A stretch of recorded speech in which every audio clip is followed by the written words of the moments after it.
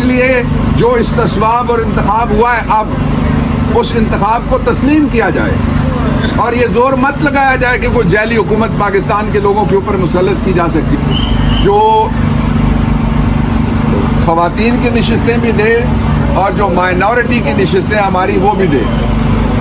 اور جب تک اسمبلیاں مکمل نہیں ہوتی، یہ آئین میں لکھا ہوا ہے، تب تک اجلاس نہیں بلایا جا سکتا. پنجاب اسمبلی کی تکمیل سے پہلے جو اجلاس ہوا غیر آئینی تھا اور مریم نواز کی وزارت اعلیٰ کا جو ڈرامہ تھا وہ بھی غیر آئینی تھا. اس ڈرامے کا حشر وہی ہوگا جو پہلے حمزہ شہباز کے وزیر اعلیٰ بننے کے ڈرامے کا حشر ہوا تھا.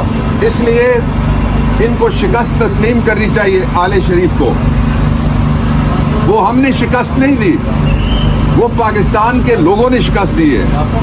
اس لیے کہ پاکستان جب بن رہا تھا، میں کیوں کہتا ہوں کہ جو لوگوں کا مینڈیٹ ہے اس کا احترام کیا جائے. میں اس لیے کہتا ہوں کہ پاکستان جب بن رہا تھا تو صوبہ سندھ کی اسمبلی نے کہا تھا ہم پاکستان میں شامل ہو رہے ہیں، کسی نے فتح نہیں کیا سندھ. جب پاکستان بن رہا تھا تو صوبہ بلوچستان کے جرگے نے استصواب کر کے کہا تھا کہ ہم پاکستان میں شامل ہو رہے ہیں، کسی نے فتح نہیں کیا تھا صوبہ بلوچستان. اور جب پاکستان بن رہا تھا تو موجودہ جو جغرافیہ ہے ہمارا، قائد اعظم کے پاکستان والا جو بدقسمتی سے نہیں رہا، ہم نے نتائج نہیں مانے، لیکن موجودہ جغرافیہ کا جو تیسرا یونٹ ہے NWFP، اس وقت جو سن 1900 میں گوروں نے بنایا تھا صوبہ، اس کے اندر ریفرینڈم ہوا. ریفرینڈم میں ایک طرف مہاتما گاندھی اور دوسری طرف قائد اعظم تھے. قائد اعظم نے ریفرینڈم جیتا اور صوبہ سرحد کے اس وقت اور آج KP کے لوگوں نے یہ فیصلہ کیا کہ وہ پاکستان میں شامل ہوں گے. جو سر ریڈ کلف نے ڈیورنڈ لائن بنائی تھی، اس میں صرف چڑھدا پنجاب، یہ ہمارے والا پنجاب جو ہے، یہ پاکستان میں شامل ہوا تھا. اس لیے کہ اس پاکستان کے قیام میں لوگوں کی رائے شامل تھی. 3 میں نے آپ کو بتا دیے پاکستان کے یونٹ، اور خون کی ندیاں بہہ گئی تھی پنجاب کے اندر. یہ چوتھا تھا، لوگوں نے وہاں بھی ایک طرح سے ریفرینڈم ہی کیا تھا. اس لیے جو استصواب اور انتخاب ہوا ہے اب اس انتخاب کو تسلیم کیا جائے اور یہ زور مت لگایا جائے کہ کوئی جعلی حکومت پاکستان کے لوگوں کے اوپر مسلط کی جا سکتی ہے. جعلی حکومت نہیں چلے گی، پاکستان کے لوگ جعلی حکومت نہیں چلنے دیں گے. جس طرح سے 9 فروری کا الیکشن ہم نہیں مانتے، ہم 8 فروری کا الیکشن مانتے. میں نے الیکشن کمیشن کو بھی کہا، میں نے کہا آپ کو خیال کرنا چاہیے، آپ اپنا دیا ہوا جو رزلٹ ہے 8 فروری کا رات 12 بجے تک جو آتا رہا ہے اس پہ کھڑے رہیں. آپ مت کسی سے متاثر ہوں، آپ مت کسی سے، جو آپ کا اوتھ ہے اس میں لکھا ہوا ہے کہ وداؤٹ شیڈیول 3 اٹھا کے پڑھ لیں. آئینی جو حلف ہے اداروں کے لیے بنا ہوا ہے اس میں یہ ادارہ بھی شامل ہے جس کے سامنے آپ کھڑے ہیں اور میں بات کر رہا ہوں آپ سے کہ وداؤٹ فیئر اینڈ فیور میں چلوں گا. نہ میں کسی سے خوف زدہ ہوں گا، نہ میں کسی کو فیور کروں گا. تو یہ ایک اچھا فیصلہ ہے کہ نواز شریف کو دوسری شکست آج ہوئی ہے. نواز شریف بہت جلد ایک نئی مہم چلانے والے ہیں اور وہ نئی مہم جس طرح سے PDM 2 کا سیزن 2 چلنے والا ہے، مجھے کیوں بلایا، مجھے کیوں نکالا، یہ دوسرا بھی چلنے والا ہے. آپ بہت جلدی ان کو دیکھیں گے، وہ صبر نہیں کر سکیں گے. اس لیے کہ برادران یوسف والا سلوک شہباز نے ان کے ساتھ کیا ہے. جو اصل ایشو ہے پاکستان کے وہ 3 ہیں صرف.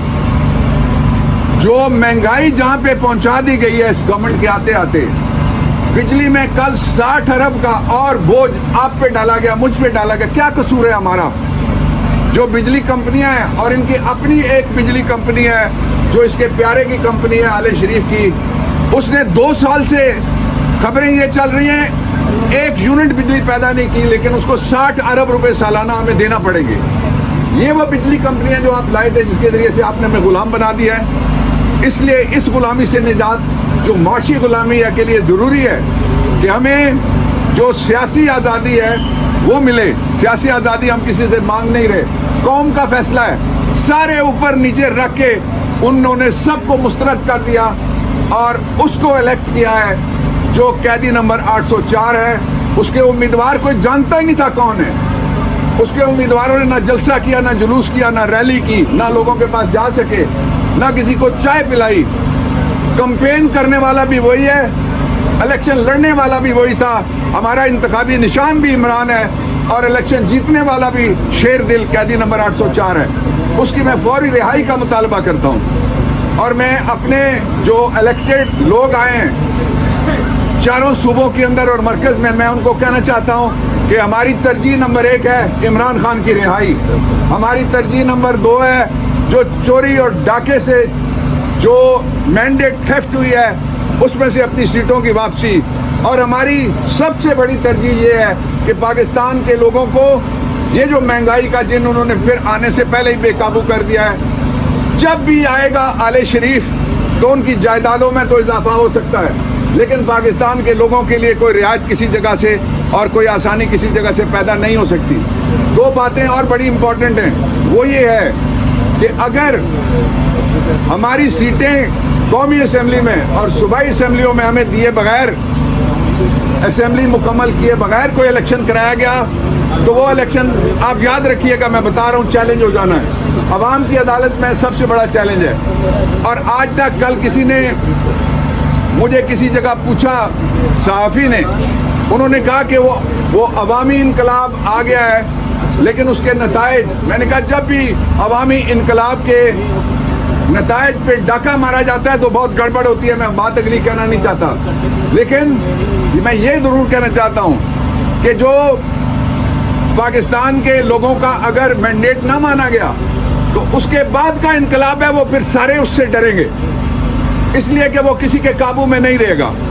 بدامنی اور امن کے درمیان جو دیواریں چین ہے، بدامنی کو امن خراب کرنے کی طرف نہیں آنے دے رہی، اس کا نام بھی قیدی نمبر 804 ہے، اس کا نام پاکستان تحریک انصاف، اور وہ ہم ہیں جنہوں نے لوگوں کو یہ بات بتائی ہے اور لوگوں کو سمجھا رہے ہیں آج بھی کہ we believe in constitutional democracy in the country, ہم آئینی جمہوریت پہ یقین رکھتے ہیں، اور آئینی جمہوریت میں ڈنڈا اور روڑا استعمال نہیں ہو سکتا، اس میں جو بیلٹ کی فتح ہے اس کو بلٹ کی فتح میں تبدیل نہیں کیا جا سکتا۔